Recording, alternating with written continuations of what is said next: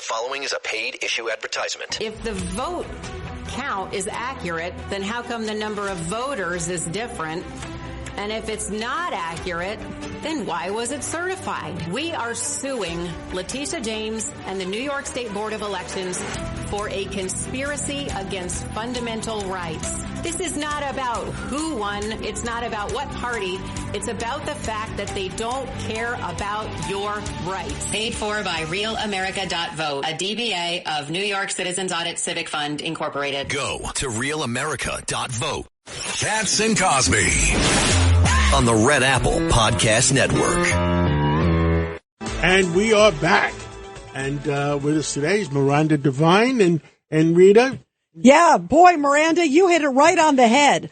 This sort of misdirected sympathy. And I am furious, as everybody should be, about this horrible case of this guy, this repeat offender, the 32-year-old guy who just gets out of a psych ward and he pushes the former teacher down the stairs to his death in a subway, in a New York City subway. And then there was somebody who was a victim of his before who felt bad because she didn't want to put another black man in jail. Explain what's going on here, because this infuriates me. It really is, and it's just so sad, but so typical of this misplaced female compassion that has been so misdirected since, I guess, for the last 6 years. It's gotten worse since we had the George Floyd riots.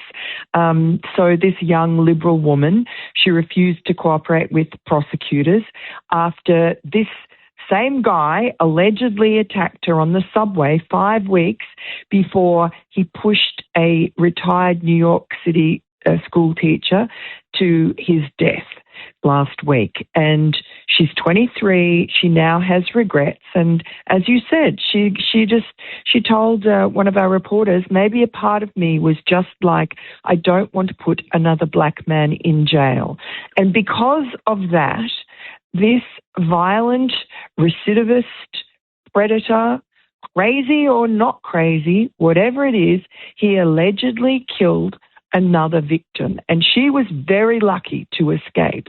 And instead of saying to herself, right, well, I must make sure that no one else goes through the ordeal that I did, and he chased her and her friend through the subway car, according to her, and then tried to tackle her onto the ground, and she managed to get away.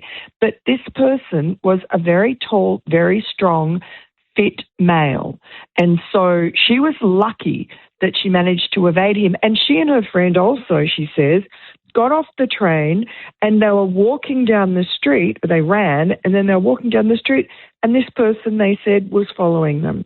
So this is not normal. This is frightening. This is somebody who should not have been on the street. And I cannot for the life of me understand the mentality of someone who's been so brainwashed by the lies that they've been fed by the left, that, you know, the only reason that there are any people in jail who are black is because the cops and the system are racist. It's not true. The justice is blind, and it's meant to be blind, but it's getting increasingly less blind, which is dangerous for everybody, black, white, whatever race or creed you are. Absolutely. Craig Eaton. One of the big problems too is that the DA is handcuffed. The bail laws and the discovery laws. You know, the DA must disclose the name and address and contact information for every victim and witness to a crime to the defense counsel for these dirtbag defendants. So people are afraid. They don't want to get involved. They don't want to prosecute. They don't want to cooperate because they're afraid of retaliation.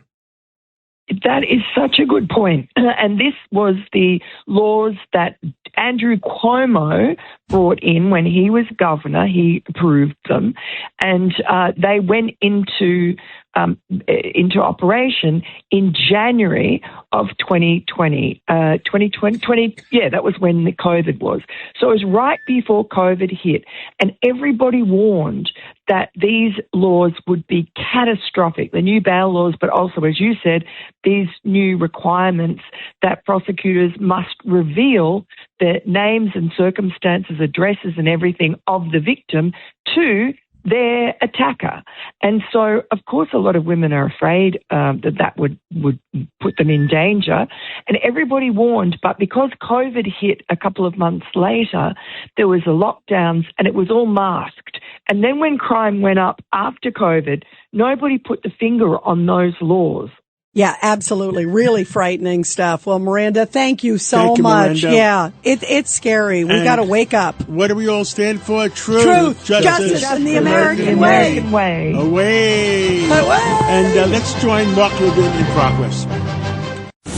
Thanks for listening to Katz and Cosby with John Katzimatidis and Rita Cosby. You can hear Katz and Cosby weekdays at 5. It's the 5 o'clock show on 77 WABC. If you like the podcast, share it with your friends and listen anytime at WABCRadio.com and download the WABC Radio app. Hit that subscribe button on all major podcast platforms. Plus, follow WABC on social on Instagram, TikTok, Facebook, and X. See you next time for a new episode so you never have to wonder. What the heck is going on here?